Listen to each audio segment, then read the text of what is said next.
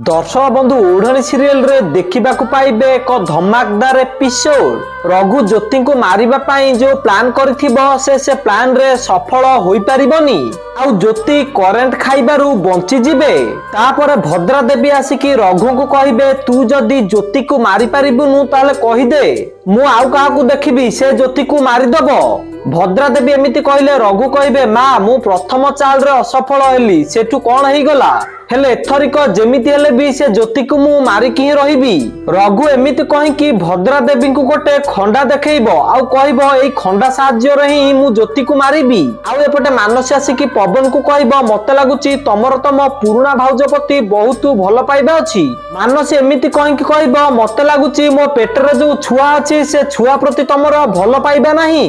मानसी पवन को एमिति कहउथिबा समय रे एकथा को सब ज्योति सुनी देबे आउ ज्योति जाई कि सीधा मानसी रो टंटी को धरिबे।